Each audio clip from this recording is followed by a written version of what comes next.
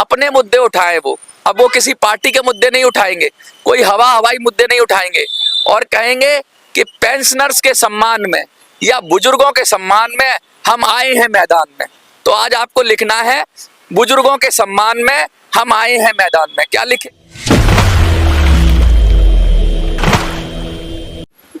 इरादे अटल और हौसला चट्टान है, दिल जिगर और फेफड़ों में उठ रहा तूफान है। हार के डर से योद्धा कभी रुकता नहीं, युद्ध है मेरा धर्म और शस्त्र मेरी शान है। खून की हर बूंद से इतिहास लिख कर जाऊंगा, खून की हर बूंद से इतिहास लिख कर जाऊंगा। जंग जारी जब तक जिस्म में जान है, जब तक जिस्म में जान है। खौफ से बोलो जरा दुश्मने खेमा रहे, खौफ से बोलो जरा दुश्मने खेमा रहे। पागलों की फौज है ये, लड़ना उनका काम है। ये पागलों की फौज है और लड़ना इनका काम है। क्यों बोला मैंने ये पागलों की फौज है?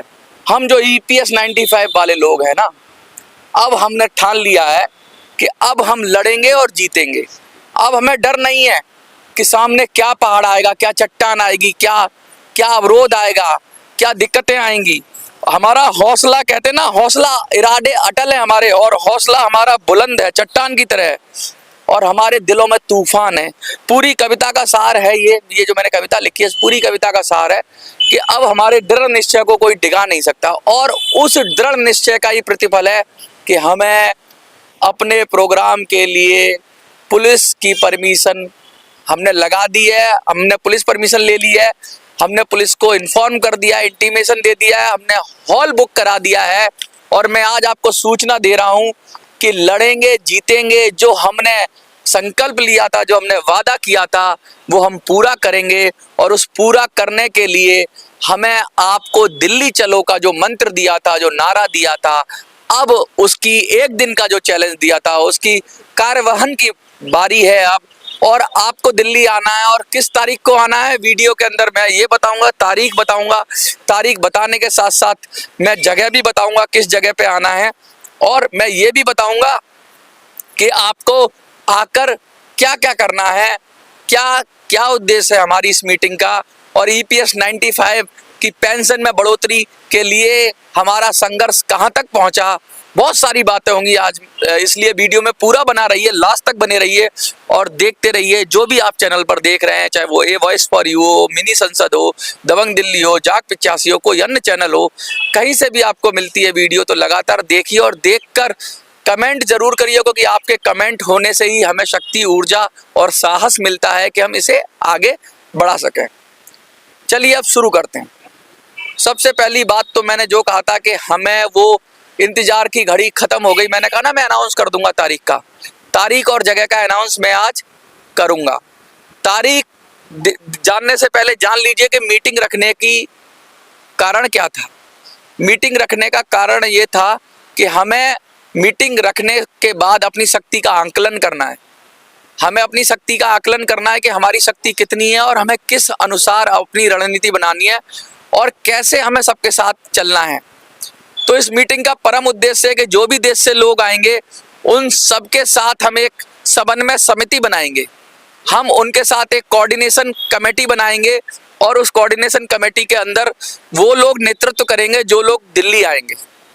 हम उन लोगों को नेतृत्व देंगे और वो लोग, उनका व्यक्तिगत नंबर और मेरे नंबर, हमारी टीम के सारे नंबर आपस में शेयर किए जाएंगे, जिससे हम पल पल की जानकारी एक दूसरे के साथ साझा कर सकें और एकदम ताल में होकर, एकदम एक साथ मिलकर इस लड़ाई को लड़ें और जीतें। तो पहला उद्देश्य तो ये है कि हम सबको मिलकर आपस में एक कोऑर्डिनेशन बिठाना, टीमों को पता करना। दूसरा उद्देश्य ये है कि हमें शक्ति भी पता करना कि कौन कौन सच में आ पाएगा। क्या हम जो सोच रहे हैं वैसा हो पा रहा है? क्या जो हजारों लोग हमारे से जुड़ गए हैं, क्या वो दिल्ली आ भी सकते हैं एक दिन के लिए? अगर वो एक दिन के लिए आ सकते हैं तो आगे भी वो, फिर हम उनको बुलाएंगे तो वो आगे भी आएंगे। तो कहने का मतलब ये है कि अभी तो हम उनको एक दिन का चैलेंज दे रहे हैं और देखते हैं कि कितने लोग इसमें खरे उतरते हैं। कुछ लोगों ने फोन करके ये कहा कि भाई, एक व्यक्ति ने मुझे फोन किया कि मेरे दोनों पैर नहीं है, मैं आना चाहता हूँ, बताओ आ जाऊं? मैंने मना कर दिया। मैंने कहा सर, अगर आपके दोनों पैर नहीं है और ऐसी तकलीफ है तो आप नहीं आइए। जो जेन्युइन कॉज है वो ना आए, जो बहुत दूर है, बहुत ज़्यादा समस्याएं ना आए, लेकिन जो आ सकते हैं वो ज़रूर आए, क्योंकि आप आएंगे तभी तो शक्ति का पता चलेगा। अगर एक दिन आ गए तो बाकी दिनों के लिए भी फिर मैं व्यवस्थाएं करूंगा। अब इस एक दिन में होगा क्या, मीटिंग का समय बता देता हूं मैं पहले। सुबह 10 बजे से लेके शाम को 5 बजे तक का हमें टाइम मिला है, तो टोटल हमें 10 से 5 7 घंटे मिल जाएंगे।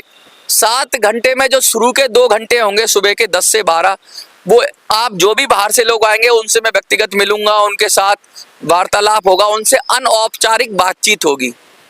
शुरू के 2 घंटे अनौपचारिक बातचीत के हैं, मतलब कि आपसे जानना, आपके विषय में जानना, आप मेरे विषय में जानिए, हम एक दूसरे को जानेंगे, एक दूसरे को समझेंगे, और छोटी छोटी वहीं पे जो मीटिंग से अलग जो अलग काम होंगे कि क्या हालात है, क्या आपके पास कोई नया आइडिया है, वो सब व्यक्तिगत मैं जानने की कोशिश करूंगा और कैसे इस आइडिया को बेहतर करें। तो 2 घंटे तो ऐसे जाएंगे। 2 घंटे के बाद हमारे जो अगला सेशन होगा मीटिंग का, उसके अंदर अलग अलग हमारे प्रतिनिधि बोलेंगे, अलग अलग प्रतिनिधि, जैसे होमगार्ड का प्रतिनिधि, EPS 95 का प्रतिनिधि, हमारा पूर्व सैनिकों का प्रतिनिधि, हमारे ड्राइवर भाइयों के प्रतिनिधि, हमारे वकीलों के प्रतिनिधि, हमारी महिलाओं के प्रतिनिधि, हमारे सोशल जो कॉज मैंने जोड़ा है उनके प्रतिनिधि, और भी अन्य जितने हमने लोग अलग अलग माध्यम से जोड़े हैं, समाज सेवी जोड़े हैं, वो अपनी अपनी बात रखेंगे। तो करीब 1-1.5 घंटे का उनका होगा। उनकी बातचीत रखने के बाद फिर हमें क्या करना है, फिर हम जो बाहर से जो लोग आएंगे उनको मौका देंगे कि भाई वो भी अपनी बात रखें मीटिंग के अंदर। तो ये कुछ समय उसमें भी जाएगा।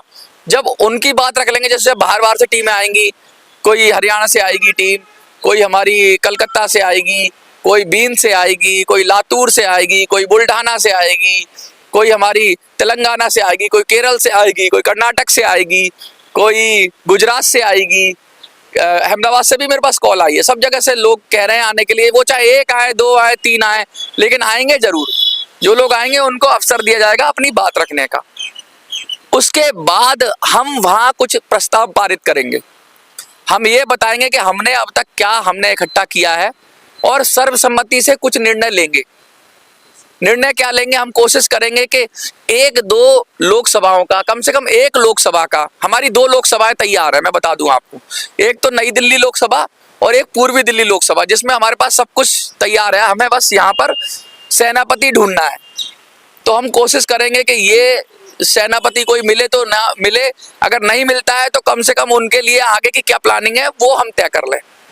तो हम रेजोल्यूशन पास करेंगे टीम के बाद। उसके बाद हम 1-1.5 घंटे के अंदर जितने मीडिया वाले, मैं कोशिश करूंगा ज्यादा से ज्यादा मीडिया वालों को बुलाना, और सब मीडिया वालों को अलग अलग लोगों की वो बाइट लेंगे।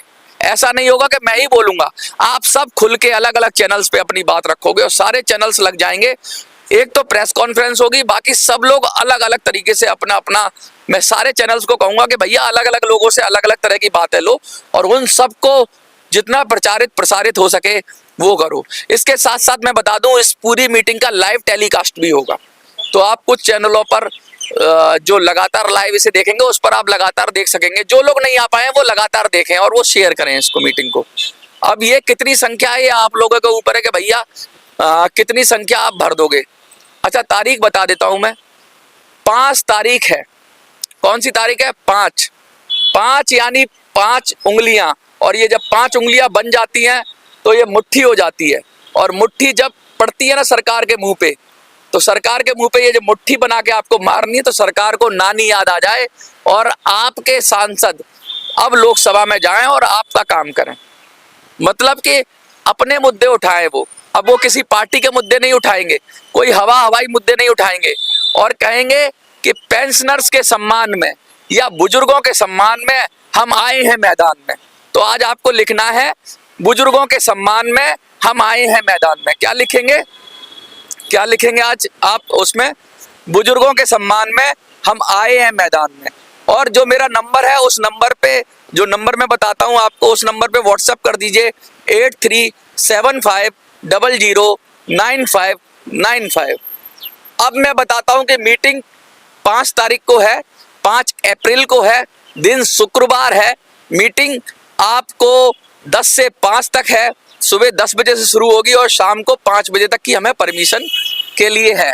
तो इतना टाइम मीटिंग है, टोटल 7 आवर्स है, उसमें से 2 घंटे लगभग प्रेस से मिलके ये सब इसमें निकल जाएंगे हमारे।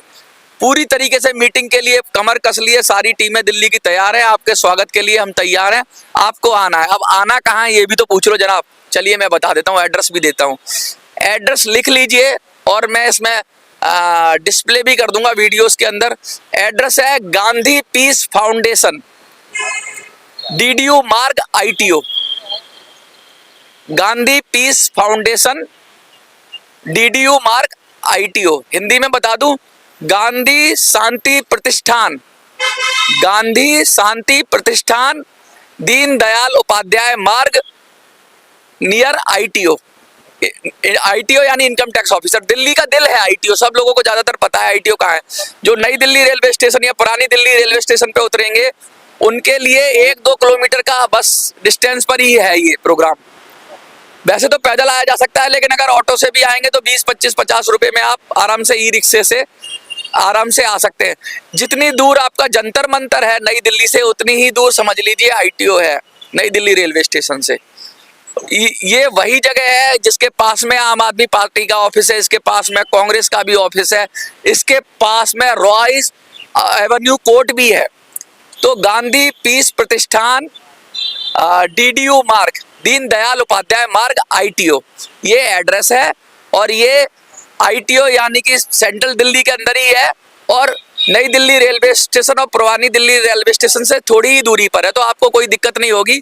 सिर्फ आप गूगल पर लिखेंगे गांधी पीस फाउंडेशन तो आपको मिल जाएगा एड्रेस। बाकी मैं इसमें भी डाल दूंगा एड्रेस। तो आपको सुबह 10 बजे पहुंचना है, तो अपनी ट्रेन बस जो भी जैसे भी आ रहे हैं आप उसमें वही इंतजाम कर लीजिएगा। सुबह 10 बजे आप सही समय पे उपस्थित हो जाएं और शाम को 5 बजे तक हम लोग प्रोग्राम करेंगे। उसके बाद मैं आपसे हम कुछ ना कुछ वहां से कंक्रीट बना के उठेंगे।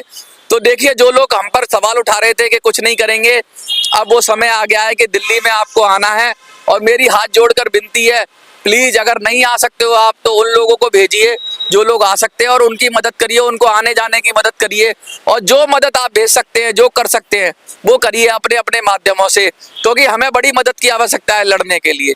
तो जैसे भी आप हमें सहयोग करेंगे, लोगों को भेजकर जैसे भी करेंगे, हम उस सब से स्वीकार करना चाहते हैं। हम चाहते हैं कि ये प्रोग्राम सफल हो जाए।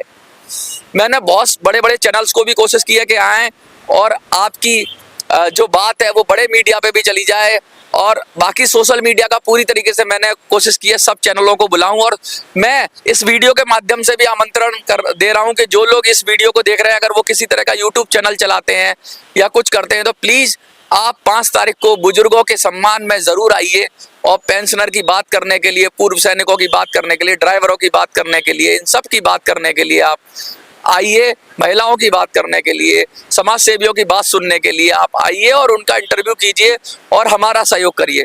क्योंकि इस नेक काम में ये हम सबके घर में बुजुर्ग हैं, तो हम सब, मैं तो अपनी कम्युनिटी से भी जो प्रेस मीडिया वाले हैं उनसे भी मैं हाथ जोड़कर विनती करूंगा कि प्लीज़ आप आइए, आपका स्वागत है।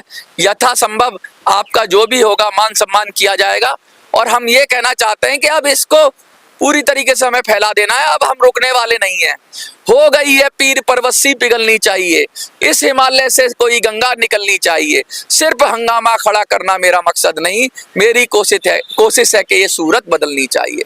अब मैं सूरत बदलने के लिए कमर कस ली है हमने, तो अब तो आपका इंतजार है और आप आ जाओ और आके सारा माहौल देख लो।